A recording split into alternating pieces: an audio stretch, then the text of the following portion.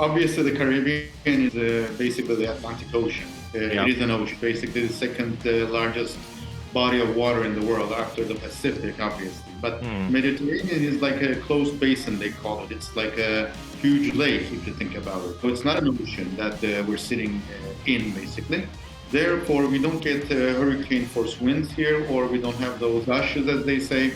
Of course, we get bad weather and everything, but it really doesn't affect the size of the waves or the how high it becomes and everything. I can talk about this quite confidently because I lived in Miami myself for about 5 years, and I've lived through 2 hurricanes myself. Are you tired of trying to keep ahead in the rat race, only to have so much of your hard-earned money going to the tax collector? Equity doesn't pay the bills. Retirement savings don't pay you now, and there are only 24 hours in a day to work. The only solution is passive income that pays you 24/7 now, not 40 years from now. From vetted investment opportunities to tax saving strategies, let John guide you through all the confusion and take control of your financial life in pursuit of financial freedom. So sit back, relax, and welcome to the Wealth and Freedom Nexus.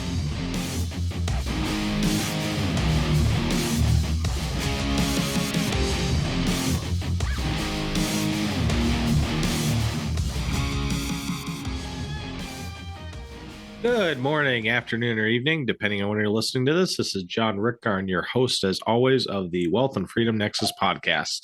A little housekeeping. As always, be sure to rate, review, and subscribe on your favorite podcast platform, be that iTunes or Spotify, iHeart, Podchaser, Good Pods, Podbean. There's actually more out there than I ever envisioned, but rest assured that you can find this podcast on all of those. So if this is your first time joining in, be sure to hit that subscribe button or follow button so you never miss an upcoming episode, as well as share with other like-minded individuals who really want to take control of their financial life here in 2023. This all helps grow the podcast, grow the community, grow our audience, as well as rank better on the various platforms so others can find this podcast.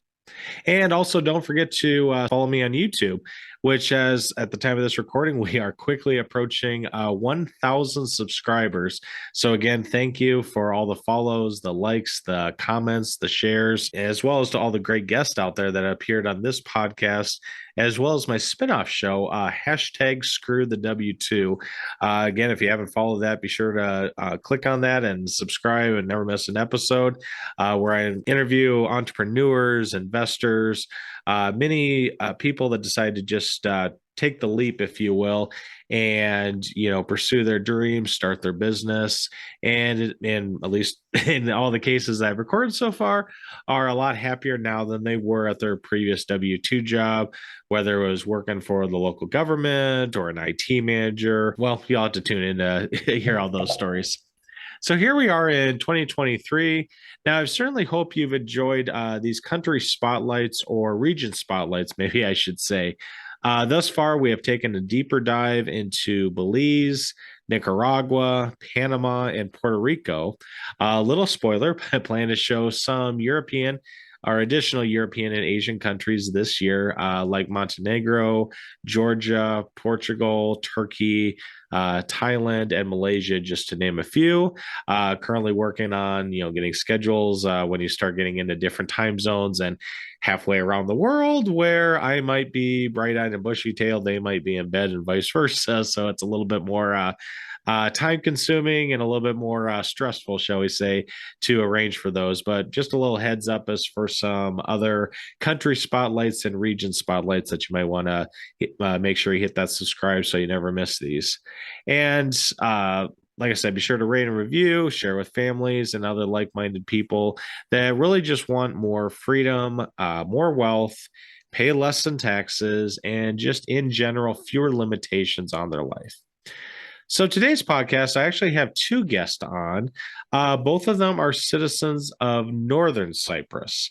And I myself learned a lot from this interview. And you'll notice that I really stress the Northern Cyprus, where I thought, Cyprus was just one country. But there's actually various governing bodies that cover different parts of the island.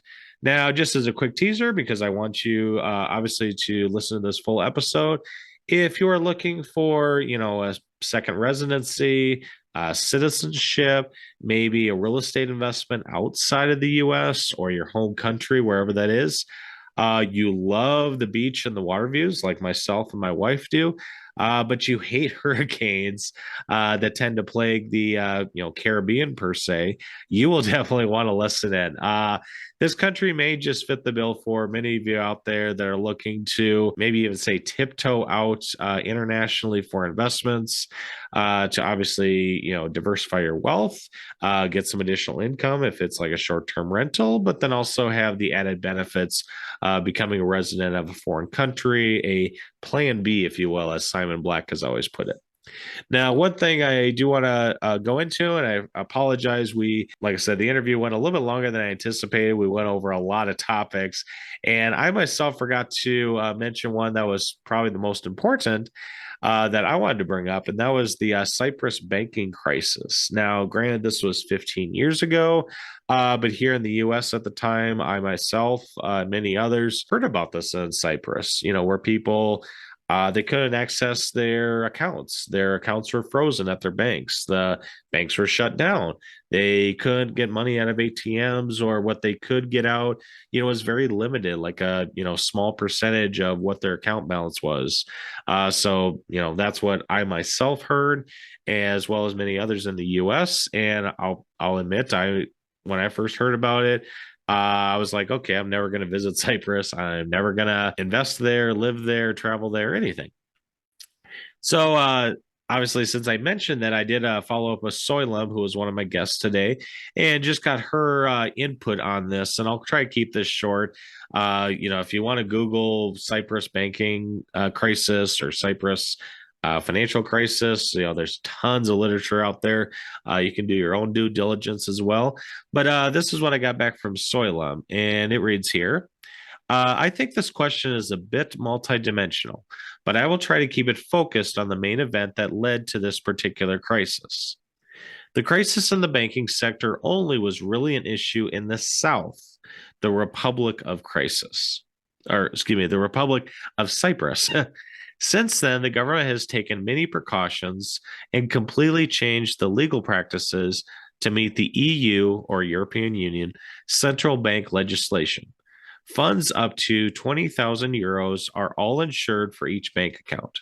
At the time, the government applied a new tax regime on funds in the savings accounts amounting to over 100,000 euros for funds that are not for social reasons or in relation to real estate transactions for private residential purposes, which help them recover. In my opinion, this was a very unique scenario that is very unlikely to happen ever again, at least in our lifetime. The reason is the admission of the Republic of Cyprus into the European Union in 2004, where they eventually gave up their currency of the Cypriot lira, CYP, if you're a nerd and like to see ticker symbols for currencies, just like they have with stocks. They gave up the lira to use the euro in 2008. The Cypriot lira was a strong currency to the country's size, population, and economy size. Cyprus had its own currency and was acting as a separate entity. Economy was balancing itself naturally. If unemployment rose, they printed more money. Well, gee, where have we heard this before? Which made its export goods cheaper and made Cyprus a cheaper holiday destination, as well as a bargain investment place. This then brought foreign money and demand into the country, which naturally created more jobs. Things worked out in the end as they had control over their currency. Cyprus was a net exporter of many agricultural and farming products and was one of the hottest tourist destinations in Europe, resulting in a very high GDP, still with its considerably smaller population. When Cyprus switched to the euro, it became a small fish in a big pond, using the same currency as huge industrial countries like Germany, France, and Spain. These countries had lower unemployment rates and higher net export values, and the need to print more money was not an EU members-wide thing. when the economy of all the member nations was taken into account. In the end, Greece and Cyprus had to go through a financial crisis after falling victim to the poor economic planning on the single currency across the continent policy. Since then, many precautions have been put in place in the banking system, and many different sectors on the island became globally successful, making the economy stronger than ever. I don't think the citizens of Cyprus are in fear of a similar scenario repeating. Nevertheless, with the inflation rates rising all around the world currently, and time after time, the value of any currency is being affected by the decisions taken by the government/authorities. The best way, and I definitely agree with this, the best way to protect one's money is by putting it in assets. My choice, obviously, is real estate. Hey, me too. Anything above 20,000 euro can be a down payment in northern Cyprus. Opportunities are everywhere. Governments are announcing their ever-growing net debt year after year, and there is always another crisis happening. Another war, another pandemic, or another referendum that investing in commodities makes the most sense. It's the end of the email that I got from Söylem. Obviously, I interjected a few of my thoughts and opinions in there. But I don't have a crystal ball, obviously, and there are certainly no guarantees. Banking crisis won't ever happen again. Hell, we had one here in the U.S., and I'm still invested here. Actually invested in 5 states. But I think it's safe to say that Cyprus, and especially northern Cyprus, won't turn into Venezuela or Zimbabwe or anything like that. So anyways, sorry this intro is a little bit longer than normal. Partially, I wanted to give you a little background and some housekeeping items, but also really wanted to touch base on the Cyprus banking crisis, which obviously went into it. And if you haven't noticed from the recording, my voice was a little less to be desired as I was suffering from a pretty nasty cold, but I wanted to make sure I kept the appointment. So, I did forget to mention this in the interviews, hence why I kind of added on the intro, if you will. You could certainly Google, research, do your own diligence on the Cyprus financial crisis back around 2008 to obviously make your own decisions. With that, we will get into today's interview. Have you ever wanted to invest like the wealthy and how the 1% do, but think it's out of reach for you? Do you desire a more abundant lifestyle, but think you can't afford it? If so, check out ECI Development. With over 20 years of international real estate experience, Mike Cobb and his team can help you truly diversify your portfolio and lifestyle. How about benefiting from a generational investment that can 10x your wealth or more with a teak hardwood parcel in Panama or Nicaragua? Maybe it'll even lead to residency options in the future. Perhaps you'd be interested in a beachfront condo for under $250,000, enjoying the beautiful sunsets off the Pacific Ocean. Maybe an eco-friendly tiny home for around $100,000. ECI's team can even help you get financing for these investments. To learn more, check out the show notes or go to wealthandfreedomnexus.com/ECI. Hey, Söylem and Dengiz, thanks for coming on the show. It's great to have you on. Thanks for the invite. I appreciate that. You bet. So here in Minnesota and in the United States, it's about 10 a.m. What time is it where you're joining us from? We're about 6 in the afternoon. Okay, so about 9 hours difference. So okay, sounds good. Well, as I kind of alluded to in the intro, I wanted to do shall we say, a country spotlight. I've highlighted other countries, for digital nomads, expats, retirees. And maybe just some people, it's like I want to move away from my home country for whatever the case may be. Maybe we could first start off of the country of Cyprus.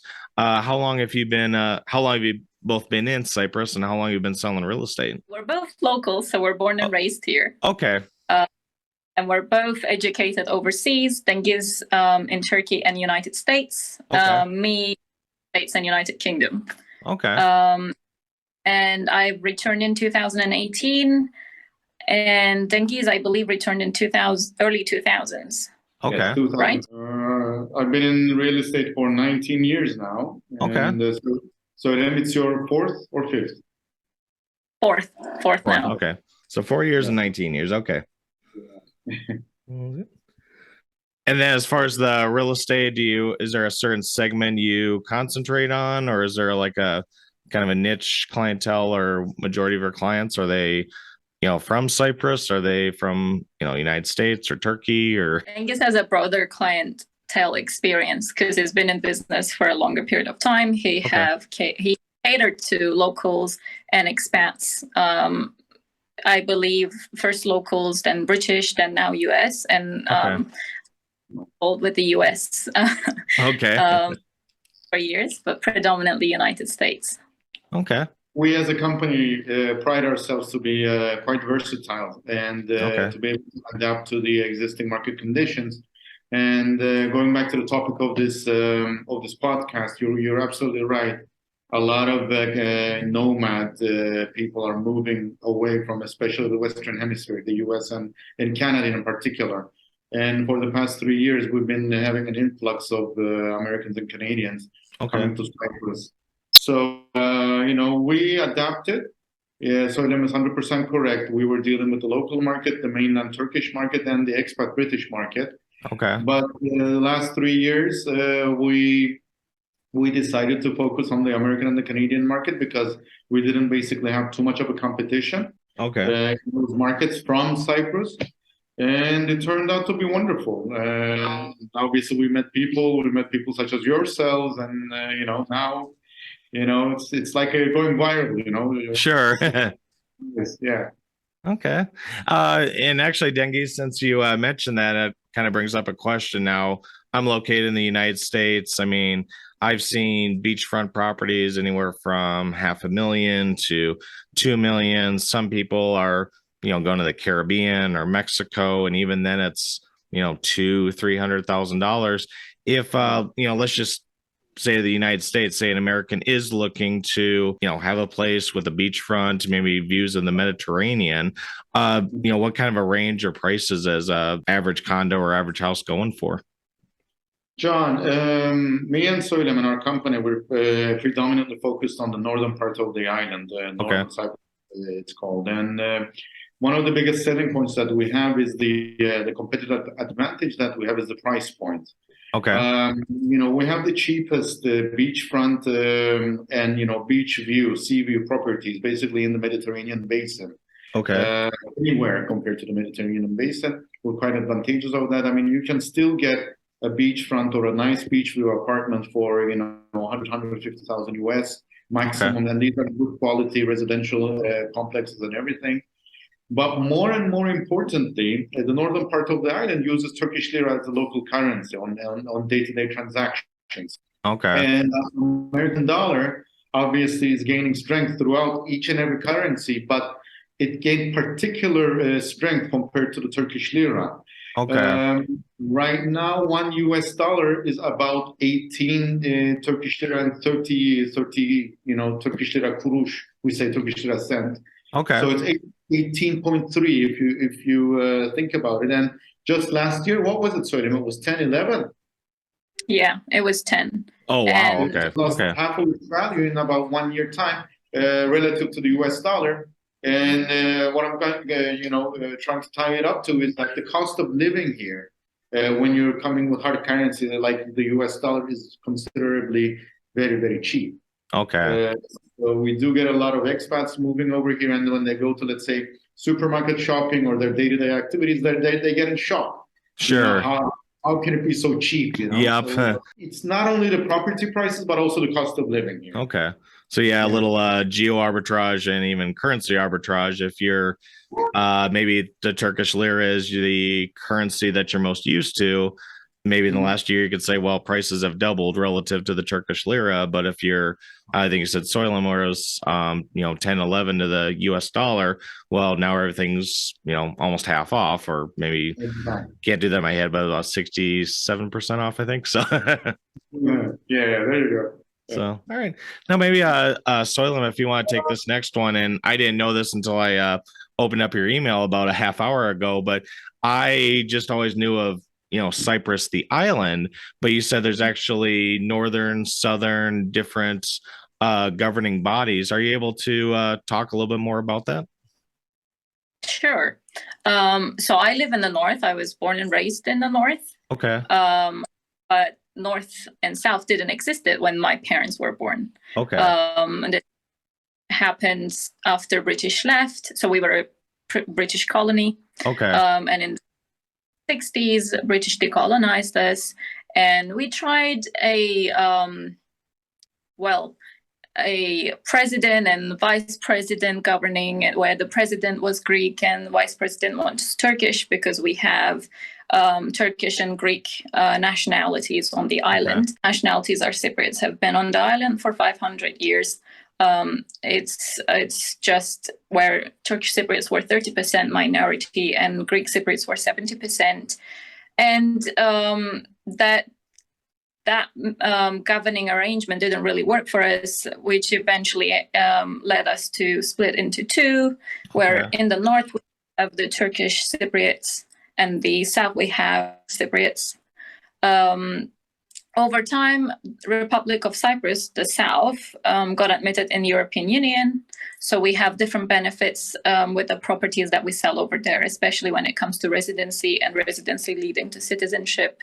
Okay. Prices are on the both sides. North has its own advantages. It's definitely undervalued, overlooked for many, and is gaining more popularity now, and is a different stage of development where you don't really find in the West nowadays.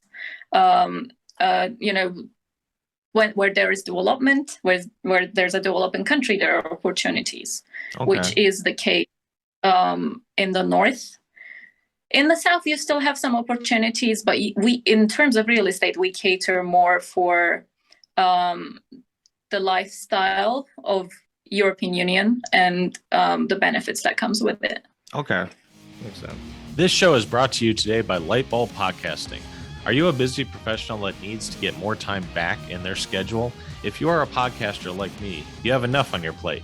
Why not outsource your podcast production?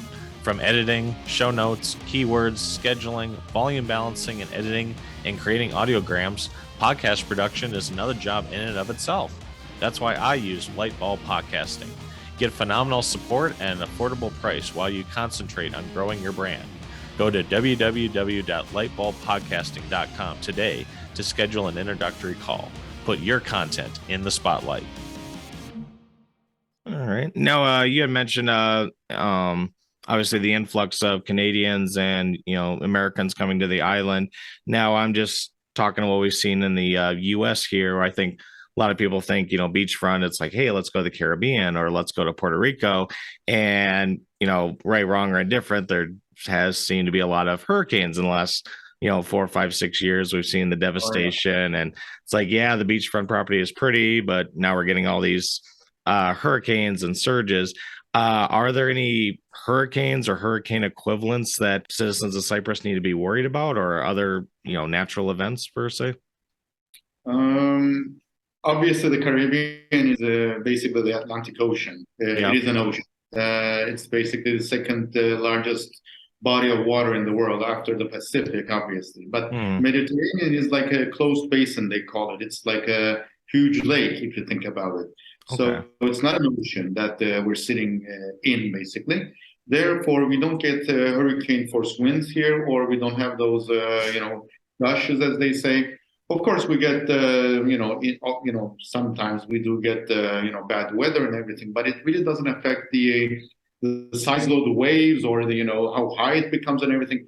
I can talk about this quite confidently because I lived in Miami myself for about 5 years, and I've lived through 2 hurricanes myself. Oh, wow.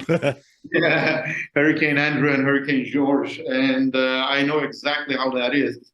It's got nothing to do with what we have here because, as I said, the water body that we sit in, the Mediterranean Sea, is practically a closed body of water. There's only one way to leave it on the west, and which is quite far away from us. So, yeah, I mean, we do get bad weather often, time to time, but it's got nothing, it cannot even begin to compare with what you can get in the Atlantic, especially the Caribbean. Okay, interesting. So with that, and I don't know if either of you can speak to this, and I'm just, thinking as a real estate person, as an investor, since there isn't as inclement weather as far as like property insurance goes, are those typically premiums much lower than what we'd see in the US or the Caribbean, just with obviously the lack of hurricanes and inclement weather? I mean, when it comes to natural disasters and everything, we really don't. I'm not really sure we even include it in our insurances because there aren't really much natural disasters. Even earthquakes, we don't get them. I mean, 3 on the Richter scale or 3.5, which is basically negligible, is what we get as in terms of natural disasters. So I'm not really, knowledgeable about the insurance, property insurance rates in the U.S., but what we get is about, for example, I just paid my own home insurance, which is about like 1,100, 1,200 square feet of an apartment flat that I have. And I paid about £250 per year, which is about $300 per year. I don't know how it compares to the US. We don't even have sea level rising, etc. So those kind of threats aren't really an issue to factor into the insurance policy. But more importantly, we don't have the liability lawsuits that you have in the US.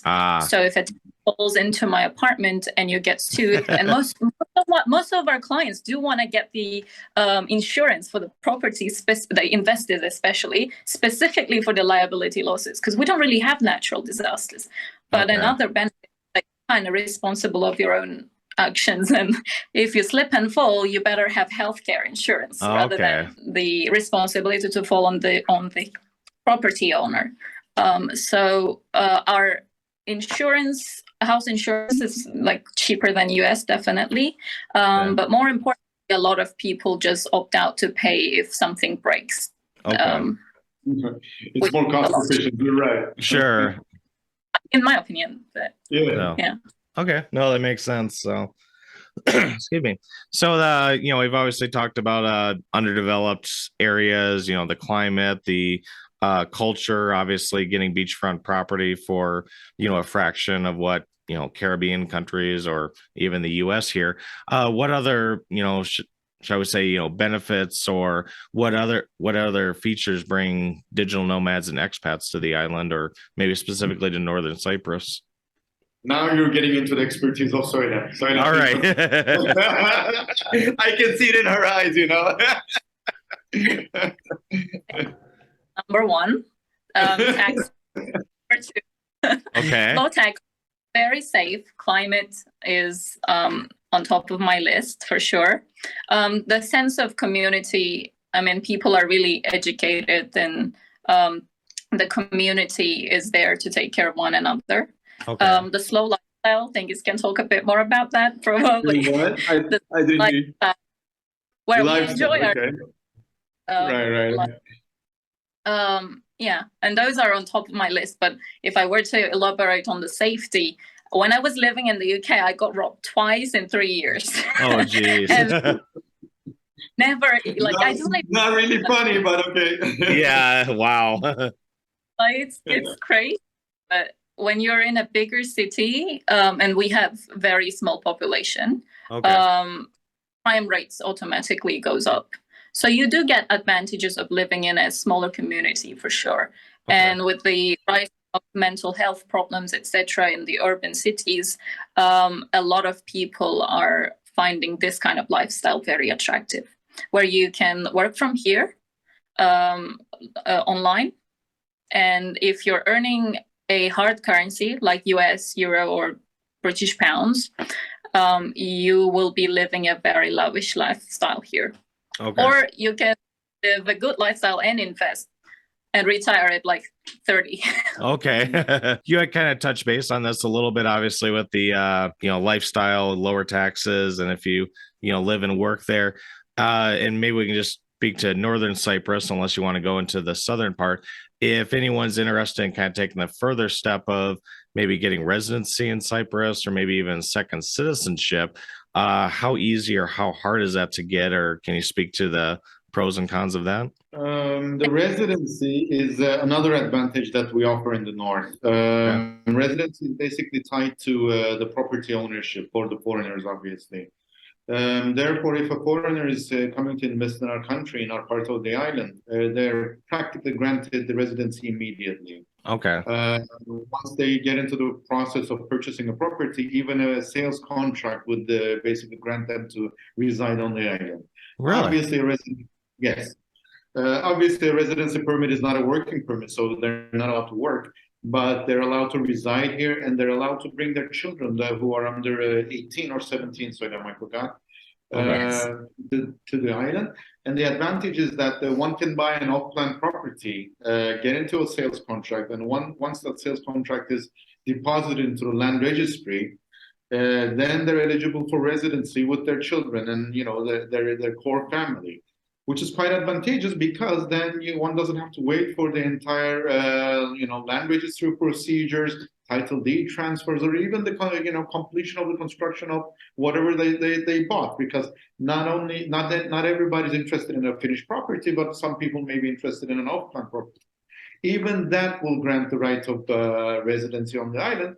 Okay. Obviously, there are certain criteria, including a clean criminal record from the home country or even the hometown that people are coming from. That is mandatory because, as Söylem rightly said, one of the most important things that we're selling in Cyprus is the lifestyle, and we really don't want anybody to upset that. So we're quite strict on that. People have to have clean background, certificates, checks, records, and everything before coming to Cyprus and applying to residency. Other than that, one has to have about 10,000 or 9,500 now US dollars in the bank. Okay. Practically nothing, and 2 years worth of proof of income that they can basically live on the island. If they're coming by themselves, obviously for themselves, but if they're coming with their family, that has to be a little bit more. Okay. That amount a little bit more, logically speaking. But yeah, getting residency is basically granted immediately as long as one buys and holds on to the property. Now, once this foreigner decides to sell the property, obviously the residency right is levied, it's eliminated. So is that a con? I'm not really sure, with the property prices going up and up and up. Once, as I said, somebody gets into a property investment, residency is given, regardless of the purchasing price. That's also very important. Oh, okay, that's okay. Yeah, some countries have that minimal requirement. We don't even have that. Okay. As long as somebody's clean, no criminal background, no nothing, and they can prove that and get into a commercial transaction to purchase a property, then they're granted residence. Okay. Yeah. And I probably should elaborate on the con. I was just thinking what is the minimum, where I know in some European countries I've heard as high as, 1.2 million, and needs to be invested in certain areas or certain projects, or, like you said, residential qualifies, but not commercial, or vice versa. So obviously this is not going to go on like this forever because, we have a certain capacity to admit people in. And right now, the government, the state is very pro, people coming in and investing. That's why this is so easy to get it. But it's not going to be like this forever. So if somebody's interested to move out here, it might be the best time to do it. Sure. Makes sense. Yeah. Don't sit for 5-10 years and then expect it to be the same. It ain't going to stay like this. No way. Yeah. Sorry, Söylem. I'm sorry, Söylem. Was there something you wanted to add to that? I was just saying, in the Republic of Cyprus, so in the south side, that is the case. There is a minimum investment required.